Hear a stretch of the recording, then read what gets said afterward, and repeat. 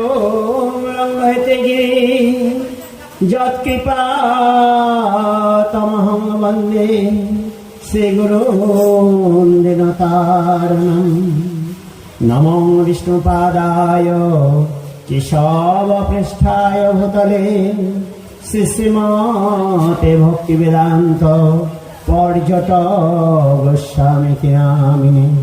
বাঞ্ছাকল্পতরুভ্যশ্চ কৃপা সিন্ধুভ্যৈব চ পতিতানাং পাবনেভ্যো বৈষ্ণবেভ্যো নমো নমঃ। ভজ শ্রী কৃষ্ণ চৈতন্য প্রভু নিত্যানন্দ শ্রী অদ্বৈত গদাধর শিবাসাদি শ্রী গৌর ভক্তবৃন্দ। হরে কৃষ্ণ কৃষ্ণ কৃষ্ণ হরে হরে, হরে রাম রাম রাম হরে হরে।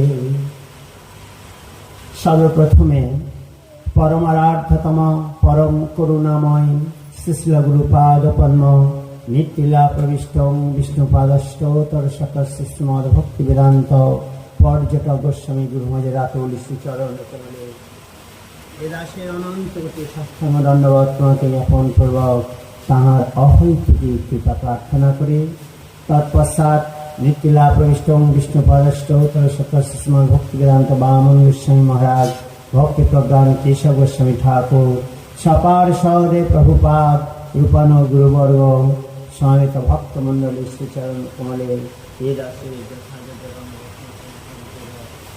আমাদের অহৈতুকী কৃপা প্রার্থনা করে হইয়াছেন হইবেন প্রভুর যত দাস সবার চরণবন্দী দন্তে পরিহাস। প্রভু তো বললেন, আমার তো অনেক উপরে তুলে দিলেন, বললেন ভালো হরি কথা কি গুরুমাজের সঙ্গে ছিলেন, এতটাই উপরে তুলে দিয়েছেন আমি নামতে পারবো কিনা সন্দেহ। যাই হোক প্রভু আমাকে একটু অনেকটা তুলে দিয়েছেন অতিরঞ্জিত করে। এক সময় নারদ ঠাকুর ভগবানকে জিজ্ঞাসা করছেন, প্রভু আপনি কোথায় থাকেন, আপনি কোথায় থাকেন? তখন ভগবান বলছেন, নাহং তিষ্ঠামি বৈকুণ্ঠে যোগিনাং হৃদয়ে নচ মদ ভক্তা যত্র গায়ন্তি তত্র তিষ্ঠামি নারদ। নাং তিষ্ঠামি বৈকুণ্ঠে, আমি বৈকুণ্ঠে থাকি না। যোগিনাং হৃদয়ে নচ, যোগীদের হৃদয়ে থাকি না। যেখানে আমার ভক্তগণ আমার লীলা কথা আমার গুণগান কীর্তন করেন আমি সেখানেই অবস্থান করি। অর্থাৎ ভগবানের লীলা কথা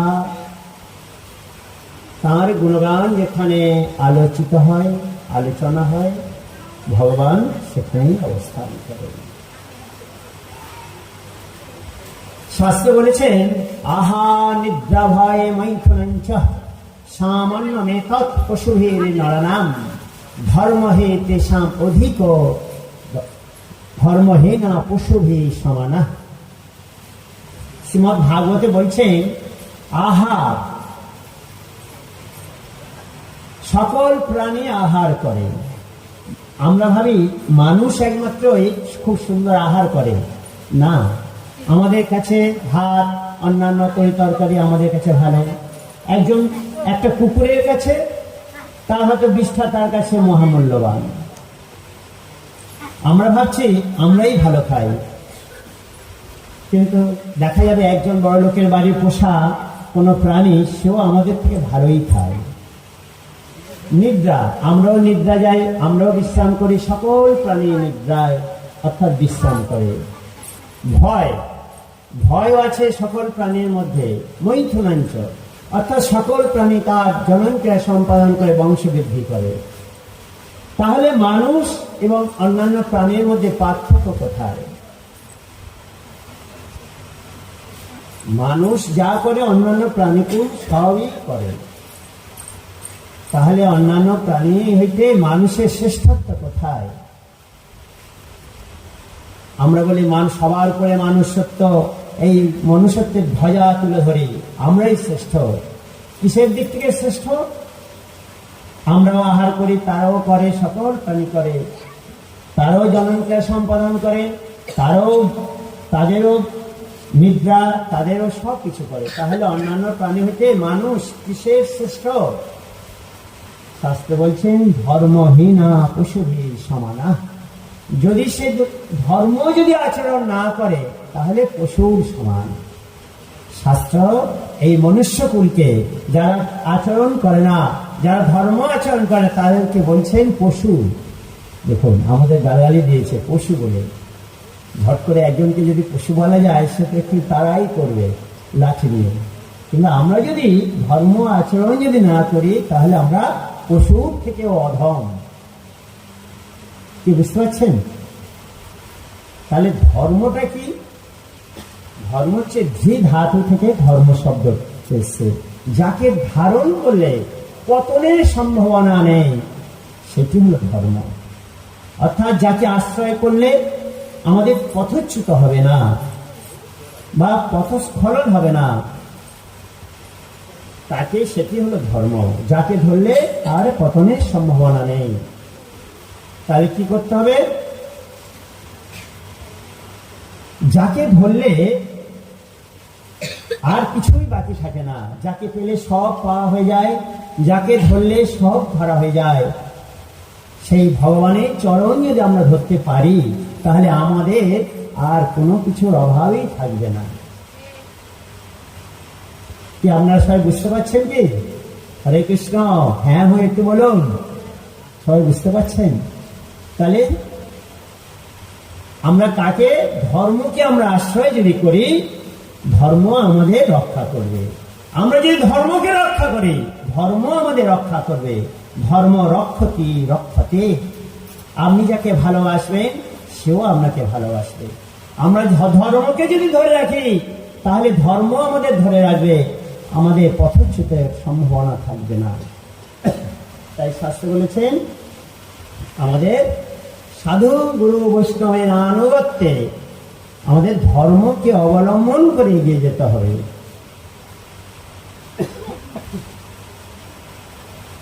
কি সবাই বুঝতে পারলেন? দ্বি ধাতু, অর্থাৎ ধর্মকে যদি আমরা রক্ষা করি ধর্ম আমাদের রক্ষা করবে। ধর্মটা কি? যেমন ভারতের একটা সংবিধান আছে, বি.আর. আম্বেদকর সেই ধর্ম সংবিধান তৈরি করেছিলেন। সেখানে আমরা কিভাবে চলবো, কোথায় খাবো, কিভাবে হাঁটবো, সমস্ত পুঙ্খানুপুঙ্খ বর্ণন করা রয়েছে। ঠিক তেমনই আমরা কিভাবে আমরা ধর্মের দিকে এগিয়ে যাব, তাহলে আমাদেরও সংবিধান আছে। ধর্মীয় সংবিধান, ওটা হচ্ছে সামাজিক সংবিধান। আমাদের ধর্মীয় সংবিধান এই সকল গীতা, ভাগবত, পুরাণ আদি গ্রন্থ সমূহ। এখানে উল্লেখ করা রয়েছে আমরা কিভাবে চলবো, কোথায় যাব, কি খাবো, কেমন ভাবে কথা বলবো, এইগুলো এর মধ্যে উল্লেখ রয়েছে। আমরা যদি ভারতের সংবিধান যদি না মানি আমাদের কি করা হবে বলুন? আমরা বলবো, আমরা ধরলাম আমরা ভারতের সংবিধান মানব না, তাহলে আমাদের কি করবে সরকার? হ্যাঁ, দেশদ্রোহী করে পাঠাবে। আমাদের তখন দেশ থেকে একবার উৎখাত করে দেবে। কারণ আমরা যখন সংবিধান মানব না, ঠিক সেই রকম আমরা যদি ধর্মীয় সংবিধান যদি না মানি তাহলে কি হবে? আমরা ধর্ম থেকে চ্যুত হয়ে যাব। কি বুঝতে পারছেন তো? তাহলে আমরা ধর্মীয় সংবিধান আমাদের মানতেই হবে। আমরা যদি না মানি তাহলে ধর্ম আমাদের রক্ষা করবে না। সকালে কোনো একটি গল্প করেছিলেন, সেই গল্পটা আমি একটু ভালো করে বলি। এক রাখাল প্রত্যহ গরু নিয়ে মাঠে যায়। এখন তো রাখাল দেখতে পাওয়া যায় না, এখন গরুর সংখ্যা আস্তে আস্তে ক্রমশ নিম্নগতি। তা প্রত্যেকদিন যায় আর প্রত্যেকদিন নিয়ে চলে আসে। পাশে একটি জঙ্গল ছিলাম, আর প্রতিদিন কি গুনে গুনে নিয়ে আসা সম্ভব? তাই না, সব গরুগুলো নিয়ে আসছে। একদিন একটি গরু ঘাস খেতে খেতে খেতে খেতে একটি জঙ্গলের দিকে এগিয়ে চলেছে। সেখানে একটা শুকনো জল আছে, সামান্য একটা সরোবর আছে। এমন সময় সন্ধ্যা হয়ে আসছে, রাখাল অন্যান্য গরুগুলোকে নিয়ে চলে এসছে। আর একটা গরু আস্তে আস্তে জঙ্গলের দিকে এগিয়ে গেছে। কি সবাই শুনছেন তো? তা বাঘ, সন্ধ্যা হয়ে এসছে, একটা বাঘ এসে গেছে। বাঘকে যখন চিৎকার আরম্ভ করেছে হারুম, ওই গরুটি ছুটে ছুটে প্রাণ রক্ষার্থে সে ওই পুকুরের দিকে এগিয়ে চলেছে। ছুটতে ছুটতে কাদা ছিল, কাদায় বেড়ে গেছে। বাঘও ঝাঁপ দিয়েছে। বাঘও ঠিক গরুর থেকে একটু দূরে মানে পা ডুবে গেছে, আর উঠতে পারছে না। গরু বলছেন, আমার অভিভাবক আছে, আমার গার্জেন আছে। গার্জেন অর্থাৎ অভিভাবক। অভিভাবক মানে হচ্ছে, অভি মানে অগ্রে, আর ভাবক মানে যিনি ভাবনা করে। আমার জন্য যিনি সর্বদা আগে আগে ভাবেন, অর্থাৎ আমার জন্য ভালো চিন্তা যিনি করেন, আমার জন্য যিনি সুচিন্তিত মতামত প্রদান করেন, আমার যিনি ভালো চান, তিনি হলেন অভিভাবক।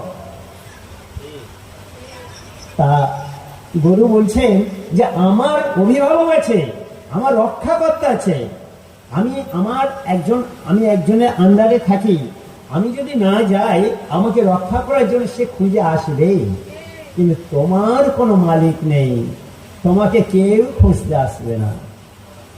কি বুঝতে পারছেন কি বলছি? হ্যাঁ বলুন। তা রাখাল যখন বাড়িতে চলে গেছে, সে দেখছে গোয়ালে দেখছে একটা গরু কম। নিশ্চয়ই গার্জেন তখন চলে আসে। গরুর নাম আছে, অনেকে গরুর নাম ধরে রাখছে। এ তখন হাম্মা করে চিৎকার করেছে। দেখছে যে একটা পাঁকের মধ্যে আছে। কি করলে আবার দেখতে বাঘ, গ্রামের লোকজন ডেকে নিয়ে এসে সেই বাঘকে হত্যা করে গরুকে রক্ষা করলে। ঠিক সেই রকম আমাদের গলায় যে দেখতে পাচ্ছেন, কি বলুন তো? তুলসী মালা। কিন্তু আমরা এটা কি বলি? আমি তো কুকুর, অর্থাৎ আমাদের গলায় হচ্ছে চেন দেওয়া রয়েছে। কুকুরের যেমন চেন দেওয়া থাকে, তার মালিক আছে। এই গতকাল সুপ্রিম কোর্ট অর্ডার করেছে যে রাস্তার সমস্ত কুকুরগুলোকে ধরে নিয়ে আসা হবে। আপনারা দেখেছেন হয়তো, খবরে দিয়েছে। কারণ কুকুরগুলো খুব রাস্তা অত্যাচার আরম্ভ করে দিয়েছে। ওই সব কুকুরকে ধরে নিয়ে যাওয়া হবে। নিয়ে গিয়ে কোনো সময় হয়তো বাঘের খাঁচায় দিয়ে দেবে, বা তাদের পরিচর্যা রাখা হবে। এটা গতকালের খবর। কিন্তু যাদের গলায় বেল্ট আছে তাদের কিন্তু ধরবে না, কারণ জানিয়ে তো মালিক আছে। এই যদি আমরা ধরতে যাই, তখন মালিক পক্ষ এসে আমাদের ধরবে। কি বুঝতে পারছেন? আমরা হচ্ছে ভগবানের সেই পোষা কুত্তা, অর্থাৎ তিনি যেভাবে চালাবেন আমরা সেইভাবেই চলব। আর অনেক সময় বলে শিখা, এটা হচ্ছে শিক্ষা বলা হয় ভালো কথায়। এই আপনারা যারা পোস্ট অফিসে দেখেছেন, পোস্ট অফিসে চিঠিপত্র কোথায় থেকে এসে পোস্ট অফিসে আসে, তারপর আমাদের বাড়িতে পিয়ন দিয়ে যায়।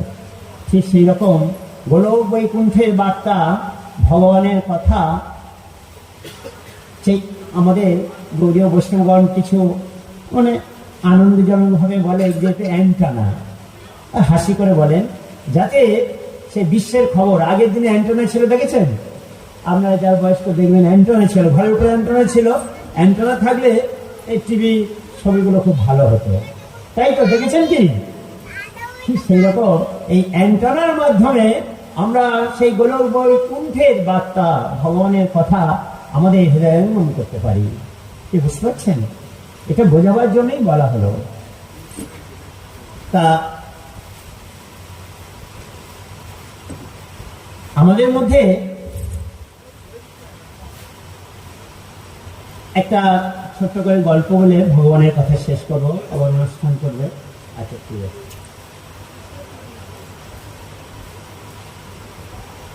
একজন ভক্ত ছিলেন। সেই ভক্ত প্রতিদিন, ভালো করে শুনুন, আমি এটা ধরবো কিন্তু রিপিট করবো, কি নাম কি সবাই শুনবেন। আর যা শোনার আগ্রহ নেই তিনি প্রস্থানে উদ্যত হইলে আনন্দিত হইব। তা একজন ভক্ত তিনি ভগবানের সেবা পূজা করতেন। একদিন তার গুরুদেব এসছেন, গুরুদেব ডাকছেন দরজার বাইরে থেকে,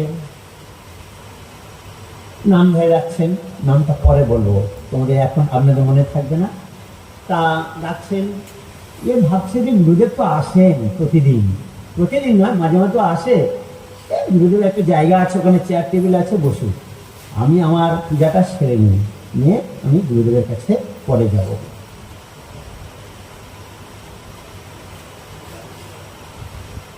এই গুরুদেবের নাম হচ্ছে অগস্ত্য ঋষি, ভালো করে মনে রাখবেন।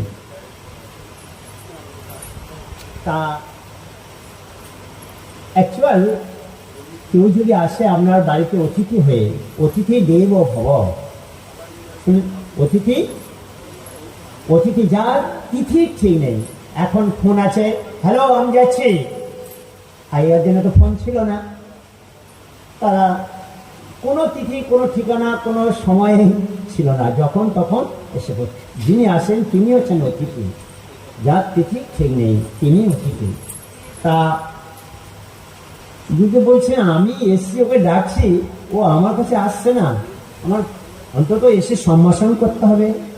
আপনাদের বাড়িতে যদি কেউ আসে, যে কেউ আসতে পারে আপনার বাড়িতে, আপনার যতই কাজ থাক, কাজটা নামিয়ে, কাজটা হয়তো কড়াইয়ে কিছু ফুটছে, কড়াইটা নামিয়ে এসে, কিংবা আপনি যে কোনো কাজ করছেন, যে কোনো অবস্থায় হোক না কেন, সেই কাজ বন্ধ করে অতিথিকে আগে অভ্যর্থনা করে তাকে বসে তাকে বলতে হবে যে আমার কাজ আছে, আমি আসছি। এটা হচ্ছে নিয়ম, এটা হচ্ছে ভদ্রতা। কিন্তু এটা যদি না করেন, তাহলে সেই অতিথি আপনার সমস্ত পূর্ণ গুণগুলো নিয়ে যাবে, আর তার সমস্ত ক্ষতিকারক গুণগুলো আপনাকেই দিয়ে যাবে, শাস্ত্রে উল্লেখ আছে। কি বুঝতে পারলেন? আবার ভগবান আপনাকে পরীক্ষা নেওয়ার জন্য কোনো ভিখারি বা অন্যান্য ছদ্মবেশে এসেও আপনার পরীক্ষা নিতে পারে। আপনার ধৈর্যের পরীক্ষা, আপনার মানসিকতা পরিবর্তন করার জন্য, অর্থাৎ আপনার কেমন সেটা পরীক্ষা করার জন্য ভগবানও আসতে পারে। তাই পরীক্ষা যদি ফেল হয়ে যায়, তা হরিবল। তা কি হলো? শাস্ত্রে বলেছেন, তিনানি ভূমি রুদকং বাক চতুর্থা সুনিতা এতান্নপি শতাঙ্গে নচ্ছিদন্ত কদাচন। কেউ যদি আপনার বাড়িতে আসেন, তিনানি, তিনানি মানে ঘাস, ঘাস অর্থাৎ আসন, একটা আসন করে দিতে পারবেন, প্রত্যেক বাড়িতে অসুবিধা নেই। তিনানি ভূমি অর্থাৎ সে আসনটা পাতার মতো জায়গাও চাই, সেটা প্রত্যেক বাড়িতেই পাওয়া যাবে, ভূমি। আর উদর মানে জল, এক গ্লাস জল প্রত্যেক বাড়িতেই পাওয়া যাবে। আর মিষ্টি কথা, দু চারটে মিষ্টি কথা বলা যাবে, এই চারটে কারোর বাড়িতে অভাব নেই। তবুও যদি বলে যে আমার সময় নেই, তখন সেটা অপরাধে তাকে করতে হবে। অনেক সময় আমরা বিভিন্ন বাড়িতে ভিক্ষা করতে যাই, কেউ বলে আমার হাত জোড়া, কেউ পা জোড়া, ইত্যাদি ইত্যাদি বলে বের করবে, মানে তাকে হটিয়ে দেবে।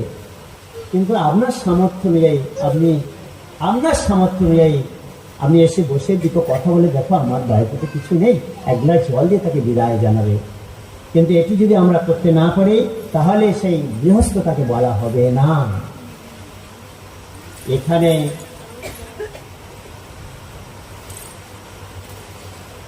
সেই ভক্ত কি করলেন, গুরুদেবকে আর ডাকতে যাননি, তার কাজ সম্পন্ন করে, অর্থাৎ পূজা করছেন তো, পূজা শেষ করে গুরুদেবের কাছে গিয়েছেন।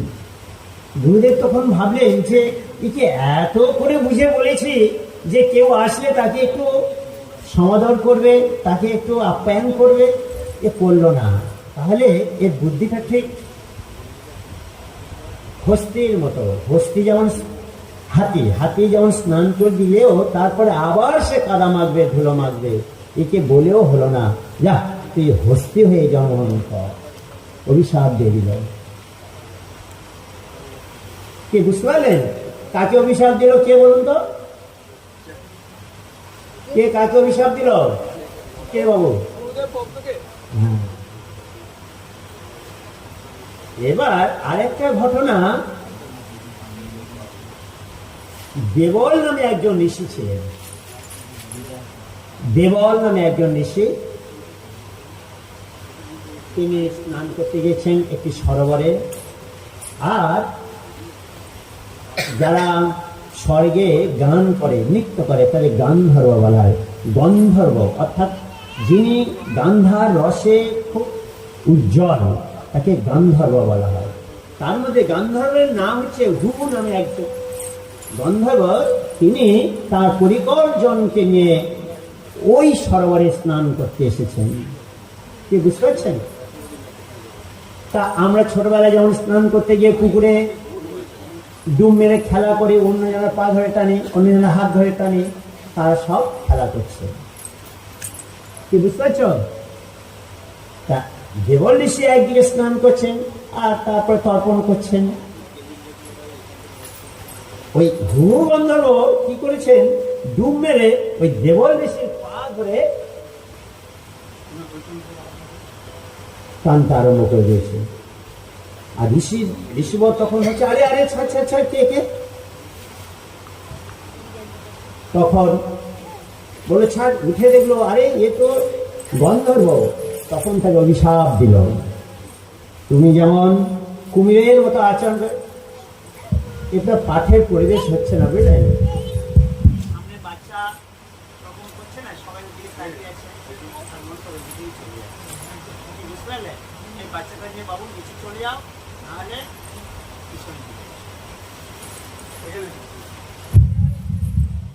এটা হচ্ছে পারমার্থিক ক্লাস, বুঝলেন? তা এবারে যখন সে পা ধরে টানছে, দেবল ঋষি তাকে অভিশাপ দিলেন। কি অভিশাপ দিলেন? হ্যাঁ, তুমি কুমিরের মতো আচরণ করেছো, তুমি কুমির হয়ে জন্মগ্রহণ করবে। দেখো কি অবস্থা। যেই হোক না কেন, কেউ যদি অপরাধ করে তাকে অবশ্যই তার ফল পেতেই হবে। সেই হুবু গন্ধর্ব তিনি কুমির হয়ে সেই জলে অবস্থান করতে আরম্ভ করলেন। ওই সরোবরে সে অভিশপ্ত সেই সাধুবর, যিনি হস্তি হয়ে জন্মগ্রহণ করেছিলেন, তার দলবল নিয়ে ওই সরোবরে এসে স্নান করতে আরম্ভ করলেন। স্নান করার সময় ওই কুমির ওই হাতি পা ধরে ফেলেছে। কি বুঝতে পারছেন? হাতি পা ধরে ফেলেছে, সেই অভিশপ্ত হাতি। তা হাতি তো খুব শক্তিশালী জলের মধ্যে, কিন্তু হাতি শক্তিশালী কি জলের মধ্যে? আমি তো বললাম, তোমরা কেউ কিছু বলছো না। কুমির হচ্ছে জলের শক্তিশালী আর হাতি ডাঙায়, কিন্তু জলের মধ্যে সে তো শক্তি তার কম হবেই। যখন এ ছাড়াবার চেষ্টা করছে উপরে ওঠা, কুমিরও জলে নিয়ে যাওয়ার চেষ্টা করছে, কেউ কাউকে ছাড়তে পারছে না। এইরকম কয়েক ঘন্টা অতিবাহিত হয়ে গেল, কেউ কাউকে ছাড়তে পারছে না। একদিন অতিবাহিত হয়ে গেল, কেউ কাউকে ছাড়তে পারছে না। এই দেখে হাতি তার স্ত্রী পুত্র পরিবার যারা এসেছিল, তারা আর কতক্ষণ থাকবে? তারা চলেই গেল। দেখুন, এই বিশ্ব সংসারে কেউ কারোর জন্য অপেক্ষা করবে না। আমরা ভাবছি আমরা স্বামী স্ত্রী অনেক দিন একসঙ্গে সংসার করেছি, আমরা একসঙ্গেই যাব না। এই জীবন হলো একটি নাট্যমঞ্চ, এখানে আমরা অ্যাক্টিং করছি। কেউ বাবার অভিনয়, কেউ পুত্রের অভিনয়, কেউ স্ত্রীর অভিনয় করছি। যখন আমাদের অভিনয় শেষ হয়ে যাবে, আমরা আমাদের গন্তব্যস্থলেই পৌঁছে যাব, কেউ কারোর জন্য করবে না। যাত্রা দলে দেখেছেন, যেখানে অভিনয় করা হয় সেই স্টেজের পাশে একটা গ্রিন রুম থাকে, যেখানে ড্রেস পরিবর্তন করা হয়, তাকে বলা হয় গ্রিন রুম। সেখানে রাজা এসে সে তার ঘরের থেকে যে জামা পরেছিল, জামাটা রেখে দিয়ে রাজার ড্রেস পরলো। রানী আবার অন্য দিক থেকে এসে সেও রানীর ড্রেস পরে স্টেজে খুব অভিনয় করলো, স্বামী স্ত্রীর অভিনয় করলো। কিন্তু যখন আবার শেষ হয়ে গেল নাটক, সেই রাজার দেশটা খুলে দিয়ে সেই পুরানো জামা পরে তার মতো সে চলে এলো তার দিকে, আর রানীও চলে এলো তার দিকে অন্যদিকে। কেউ কারোর জন্য অপেক্ষা করবে না। আমরা পূর্বজন্মে যে যেমন কর্ম করেছি সেই কর্মফল অনুযায়ী আমাদের পরেই জন্ম প্রাপ্ত হবে। ঠিক সেই রকম হাতি স্ত্রী পুত্র পরিবার সবাই চলে গেল, হাতি একাই রইল। এইভাবে 10,000 বছর যুদ্ধ হয়েছে, শাস্ত্রে বলা রয়েছে। অবশেষে হাতি আস্তে আস্তে ক্ষীণ হয়ে আসছে শক্তি। ওই সরোবরে পদ্মফুল ছিল, একটা শুঁড়ে করে পদ্মফুল তুলে ভগবানের আগে পূর্বজন্মে তো তিনি তো ভক্ত ছিলেন, স্মৃতি উদ্ঘাটিত হয়েছে, সেই সুর দিয়ে একটা ফুল তুলে ভগবানের নিবেদন করলেন। সঙ্গে সঙ্গে ভগবান বৈকুণ্ঠ থেকে দেখছেন, আরে আমার ভক্ত আমাকে ডাকছে। তিনি সঙ্গে সঙ্গে একটা সুদর্শন চক্র ছেড়ে দিলেন, এসে সেই কুমিরের ঘাড়েই পড়ে গেল। তখন কুমির ছেড়ে দিল। এই কুমির কে ছিল? অভিশপ্ত গন্ধর্ব।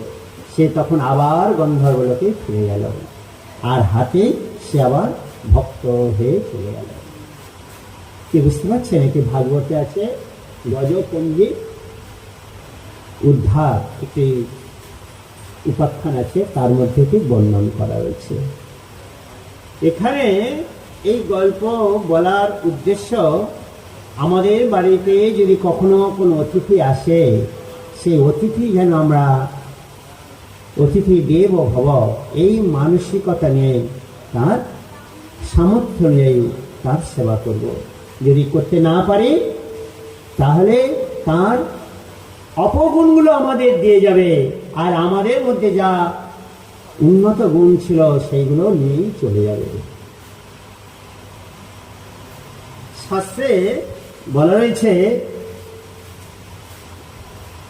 বৈষ্ণবের সংজ্ঞায় শ্রীল প্রভুপাদ বলছেন, কনক কামিনী প্রতিষ্ঠা বাঘিনী ছাড়িয়াছে যারে সেই তো বৈষ্ণব। কনক কামিনী, কনক মানে কে বলবেন? কনক মানে কি কে বলতে পারবেন না? হ্যাঁ জানেন, আপনারা জানেন, হয়তো লজ্জা বলছে না। হ্যাঁ বাহ, কনক মানে সোনা। কনক আর কামিনী, কামিনী মানে স্ত্রীর কাছে পুরুষ বা পুরুষের কাছে স্ত্রী, এটি কামিনী বলা হয়। কনক কামিনী ছাড়িয়াছে যারে, কনক কামিনী প্রতিষ্ঠা বাঘিনী, যিনি অর্থাৎ যার এই কনক অর্থাৎ সোনা দানা বা অন্যান্য মূল্য ভালো ধাতু যার অনুরাগ নেই, বা স্ত্রীর ক্ষেত্রে পুরুষ বা পুরুষের ক্ষেত্রে স্ত্রী যার অনুরাগ নেই, তিনি। আর একটা বলেছেন প্রতিষ্ঠা বাঘিনী। এখানে প্রতিষ্ঠা বাঘিনী কেন বললো? বাঘ তো বলতে পারত। প্রতিষ্ঠা এমন একটি জিনিস, প্রতিষ্ঠা পাওয়ার লোভে আপনারা দেখবেন স্ত্রী তার স্বামীকে পর্যন্ত ছাড়ে না, এমনকি পুত্রকে পর্যন্ত মেরে দিতে দ্বিধা করবে না, প্রতিষ্ঠা পাওয়ার লোভে। কি আপনারা জানেন তো নিশ্চয়ই, প্রতিষ্ঠা এমন একটা জিনিস। আর বাঘিনী কেন বলেছে? বাঘিনী তিনি খুব হিংস্র হয়। বাঘিনী বাঘের থেকে কেন?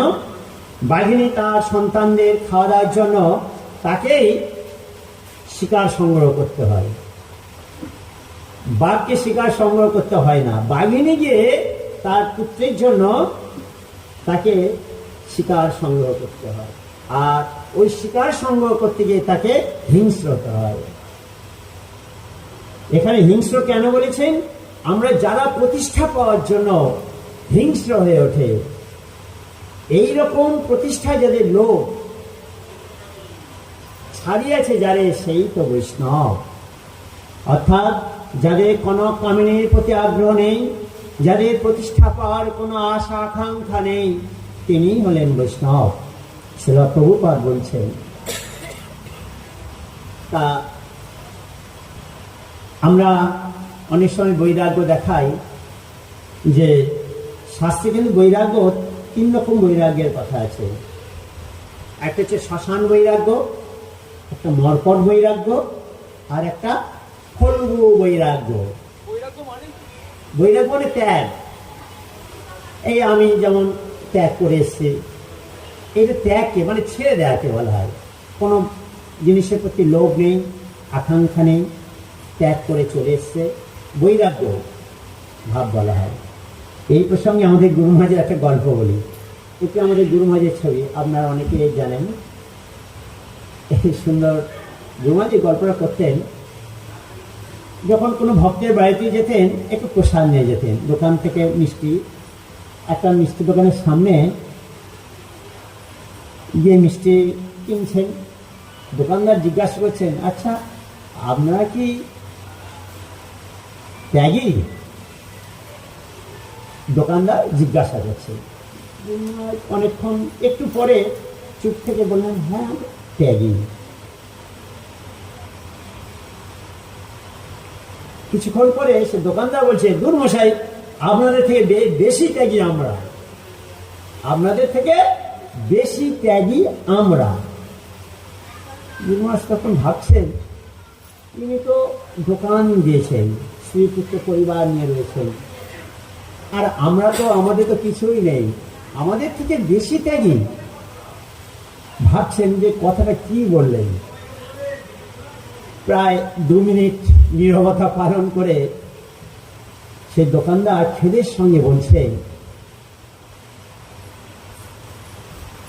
আমরা কেন ত্যাগী জানেন? আমরা এতটাই কর্মের সঙ্গে যুক্ত হয়ে গেছি, আমরা ভগবানকেই ভুলে গেছি। বুঝতে পারছেন? আমরা ভগবানকে ভুলে গেছি, তাহলে আপনাদের থেকে বেশি ত্যাগী আমরা নই। কি বুঝতে পারছেন? এটা কে বলল? দোকানদার বলছে, আমরা ভগবানকে ভুলে গেছি, তাই আমরা বেশি ত্যাগী আপনাদের থেকে। আপনার একটু ঘর ছেড়েছেন, সংসার ছেড়েছেন, জায়গা জমি ছেড়েছেন, আর আমরা সেই বিশ্ব ব্রহ্মাণ্ডের মালিক, সেই ভগবানকে ত্যাগ করে দিয়েছি, তা আমরা কি বেশি ত্যাগী নই? কি বুঝতে পারছেন? দোকানদার খুব দুঃখের সঙ্গে কথাটা বললেন। এখানে গুরু মহারাজের এই ত্যাগ সম্পর্কে এই কথা প্রসঙ্গে গল্পটা এলো। তা এই বৈরাগ্য 3 প্রকার বৈরাগ্য শাস্ত্রে আছে। একটা শ্মশান বৈরাগ্য। শ্মশান বৈরাগ্য কেমন জানেন?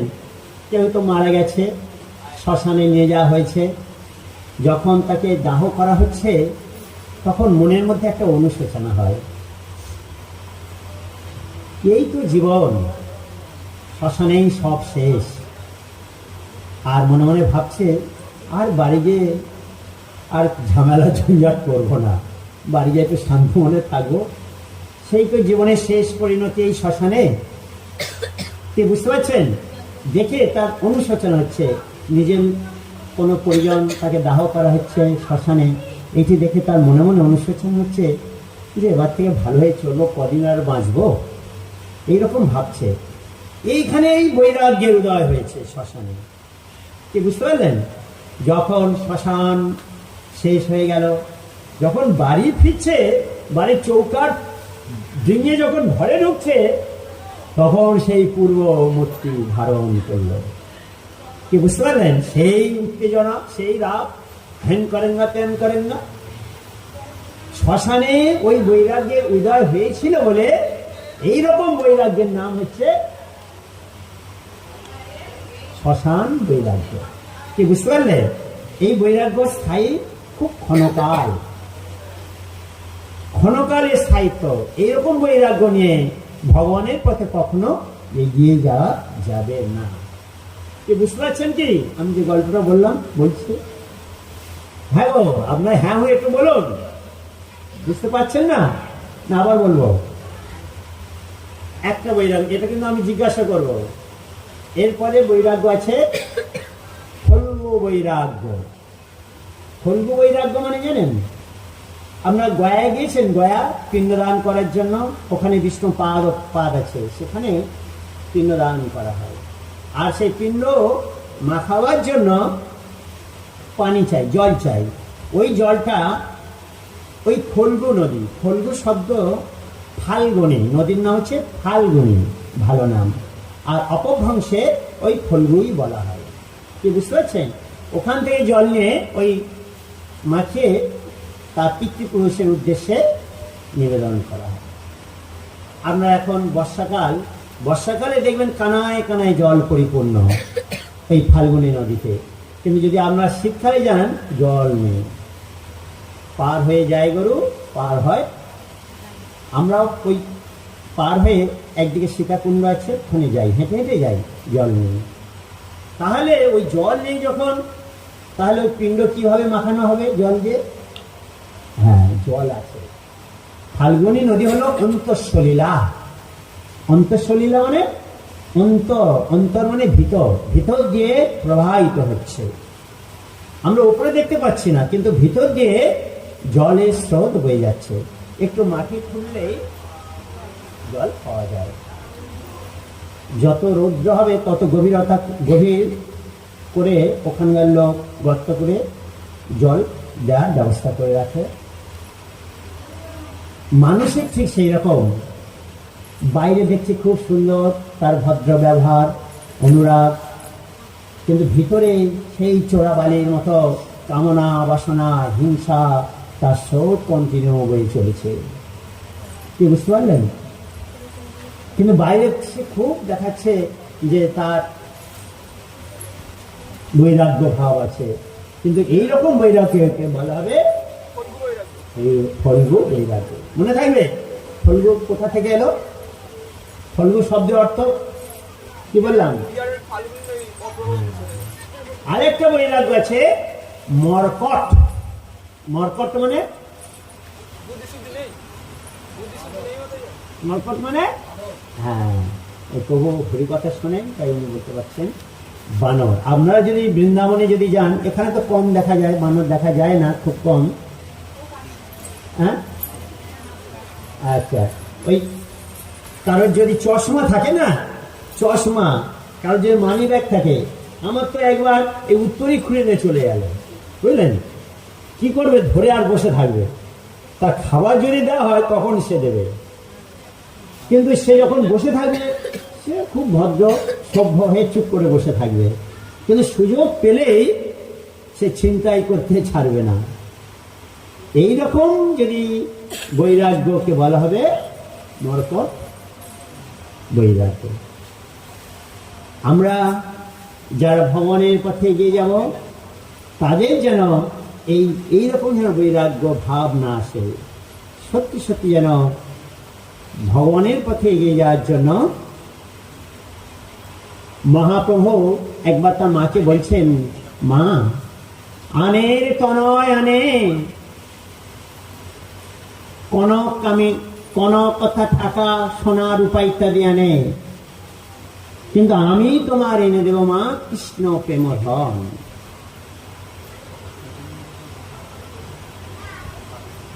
আমরা আমাদের ছেলে বা বাচ্চাদের মানুষ করি, সে কিভাবে বড় হয়ে ভালো চাকরি করবে, আমরা কখনো তাদের সেই জ্ঞান দিই না যে সে মানুষ হবে, সে প্রকৃত মানুষ হবে। আমরা এইরকম শিক্ষা আমাদের ছেলেদের দেওয়া হয় না। দেওয়া হয় কি, সেই যেন প্রতিযোগিতায় উত্তীর্ণ হয়ে ভালো পদে চাকরি করতে পারে, সেই রকম শিক্ষা আমরা দিই। একটা প্রশ্ন একজন করেছিল, আগেকার দিনে স্বামী বিবেকানন্দ, বিদ্যাসাগর ইত্যাদি অনেক জন্মগ্রহণ করেছেন, কিন্তু এখনকার দিনে এইরকম আসছে না কেন? আমাদের মধ্যে সে সংস্কার নেই। যে সংস্কার আমাদের পুত্র পরিবারের মধ্যে দিয়ে ক্রমে এগিয়ে যাবে, সেই সংস্কার আমরা দিচ্ছি না, আমরা নিজেরাই জানি না। একবার প্রচারে যাওয়া হয়েছে জানেন, তখন বিকাল, সূর্য অনেক উঁচুতে আছে, সেই বাড়ির মা ওই শঙ্খ বাজিয়ে সন্ধ্যা দিচ্ছে। আমি তখন ওই পাঠ করছিলেন মহারাজ, এসে জিজ্ঞাসা কি ব্যাপার দিদি ভাই, এখন তো সন্ধ্যা অনেক দেরি, আপনি এখন শঙ্খ বাজালেন? বলে বলবেন না প্রভু, সন্ধ্যাবেলা একটা ভালো সিরিয়াল হয়, ওই সিরিয়ালটা যদি না দেখি আমার মনটা ভালো থাকে না, এই জন্য আগে ভাগে পূজাটা দিয়ে দিচ্ছি। কি বুঝতে পারছেন? আমরা সত্যি সত্যি তাহলে পূজা দিলাম কি, সন্ধ্যা করলাম কি, আমরা করছি কি ওই সিরিয়ালটা দেখবো বলে আগে ভাগে দিয়ে দিচ্ছি। মানে আমার উদ্দেশ্য খুব ভগবানের দিকে ততটা নেই। এই সংস্কার আমরা ছেলেদের দিতে পারবো কি? যে যেমন সংস্কার দিতে পারবে, উন্নত সংস্কার এই সাধুগুরু বৈষ্ণবের মাধ্যমে আমাদের সমস্ত ধর্মগ্রন্থে এই সংস্কারগুলো উল্লেখ করা আছে। এমন একদিন আসবে আমরা সবাই সংস্কারচ্যুত হয়ে যাব, কেউ আর ভগবানের পথে এগিয়ে যাবে কিনা সন্দেহ। এইটি যদি আমরা ধরে রাখতে না পারি, আগামী প্রজন্ম একদম নাস্তিক হয়ে যাবে। তাই আপনারা চেষ্টা করবেন ভগবানের পথে এগিয়ে যাওয়ার। আমাদের গুরু মহারাজ কিছু উপদেশ এই গ্রন্থের মধ্যে দিয়েছেন, একটু আলোচনা করছি।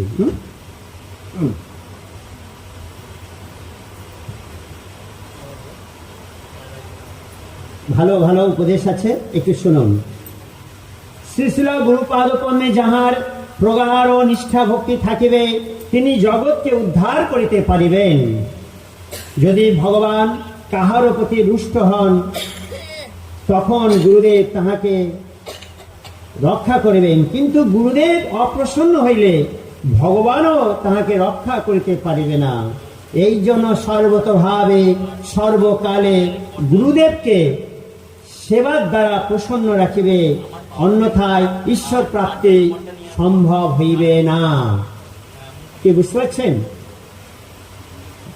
গুরুদেবের প্রতি যেন প্রগাঢ় দৃঢ় ভক্তি যেন থাকে। এখন ভক্তি মানে কি? ভক্তি কোথায় পাওয়া যায়? এই সাধুরা এসে বলেন ভক্তি যেন থাকে। ভক্তি হচ্ছে সুদৃঢ় বিশ্বাসকে ভক্তি বলা হয়। চৈতন্য চরিতামৃতে রয়েছে সুদৃঢ় বিশ্বাস, ভগবানের প্রতি সুদৃঢ় বিশ্বাস, সেই বিশ্বাসই হলো ভক্তি। ঠিক গুরু বৈষ্ণবের প্রতি যেন সেই সুদৃঢ় বিশ্বাস থাকে, সেই বিশ্বাসে আমরা এই ভব সমুদ্র হইতে উত্তীর্ণ হয়ে ভগবানের ধামে পৌঁছে যেতে পারব। তা এই রকম গুরু বৈষ্ণবের প্রতি যেন দৃঢ় ভক্তি থাকে। তা ভক্তি কি কেনা যায়? আমি দোকানদারের একটা দোকানে গিয়ে বললাম, দাদা আমার 5 টাকার ভক্তি দেন তো, পাওয়া যাবে? তাহলে ভক্তি কোথায় পাওয়া যায় বলুন, আপনারা বলুন, ভক্তি কোথায় পাওয়া যায়?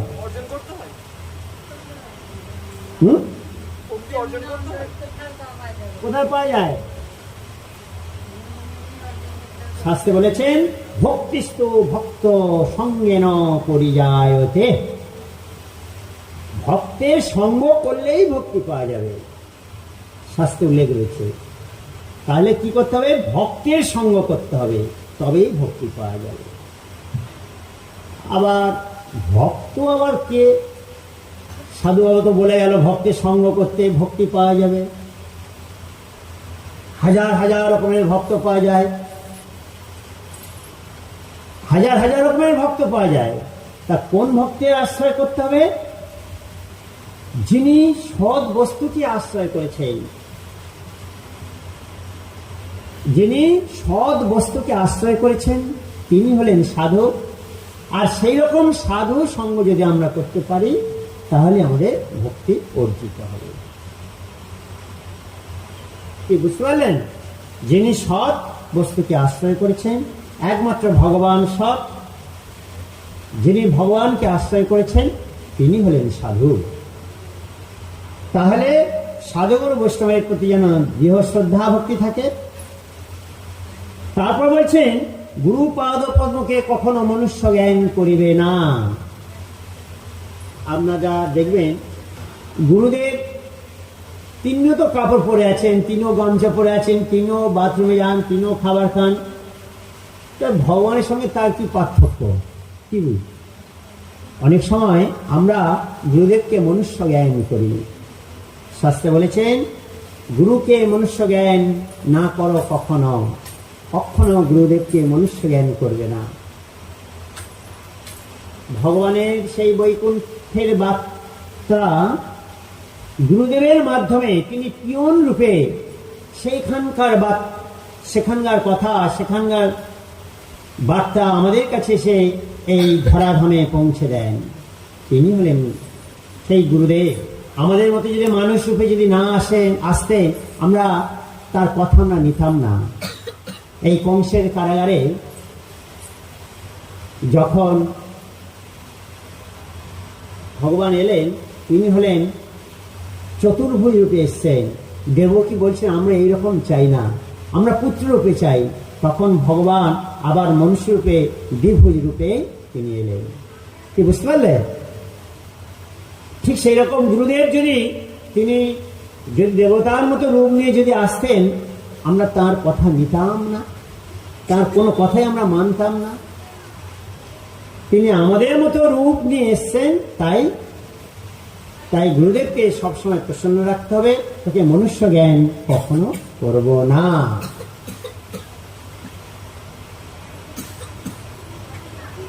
এই পৃথিবী হলো 14 ভুবনের অন্তর্গত। আপনারা জানেন এটি হচ্ছে ভূলোক, এর নিচে আছে ভুব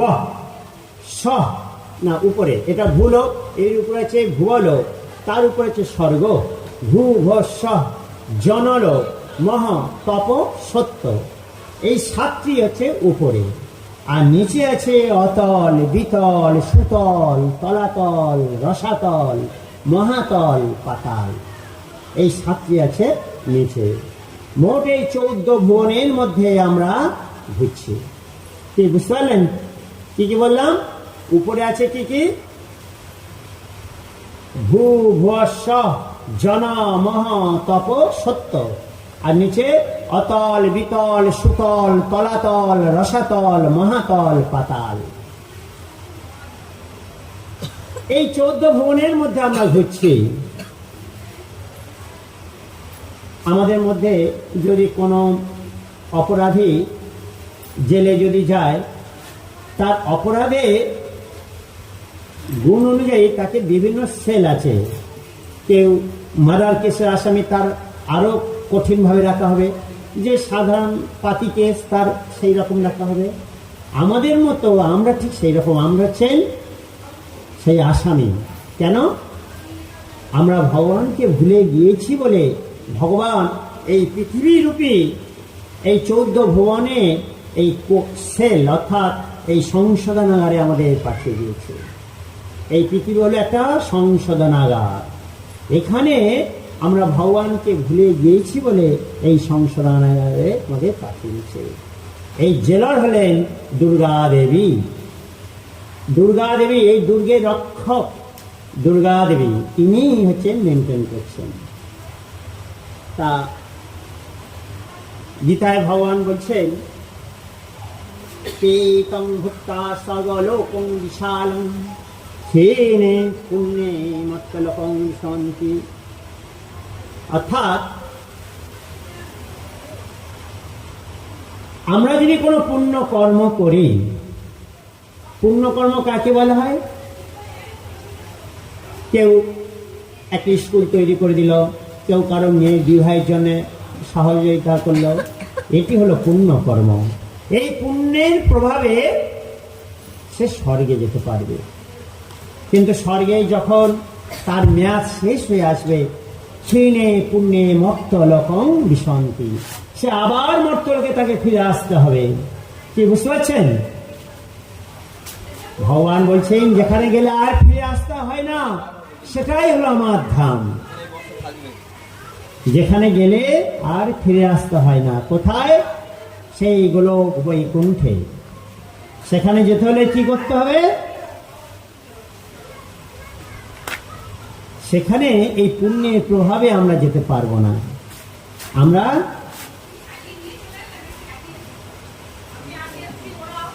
ভগবানের উদ্দেশ্যে যে কর্ম করেছি, সুকৃতি, সু মানে ভালো, কৃতি মানে কর্ম, যে ভালো কর্ম করেছে অর্থাৎ ভগবানের জন্য যে কর্ম করেছে, এই রকম যারা করেছে তারাই সেই ভগবত ধামে যেতে পারবে, যেখানে গেলে আর ফিরে আসতে হয় না, সেই গোলক বৃন্দাবনে আমরা যেতে পারবো।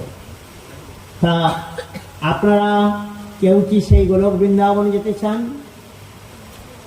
যদি যেতে চান তাহলে কি করতে হবে?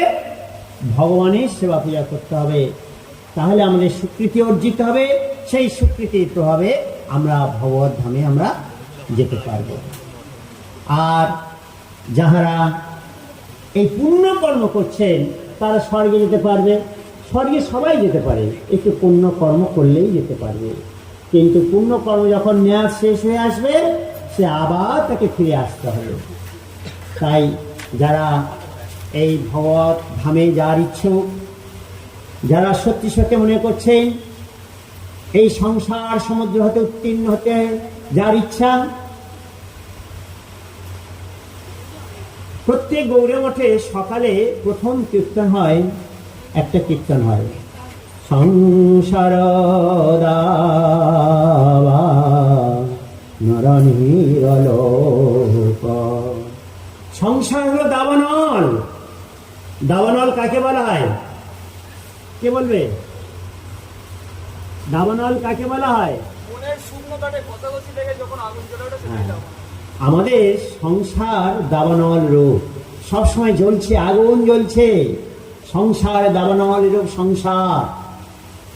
এখানে সবাই আমরা কিতাব জ্বালায় ধ্বংসীভূত হচ্ছে। কিতাব জ্বালা কি কি? আদি দৈবিক, আদি ভৌতিক আর আধ্যাত্মিক। এই কিতাব জ্বালায় আমরা সর্বদাই ধ্বংসীভূত হচ্ছি। এই কিতাব জ্বালা থেকে যদি কেউ উদ্ধার পেতে চায় কি করতে হবে?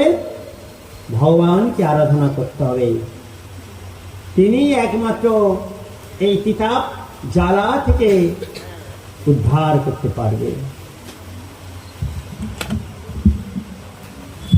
এখন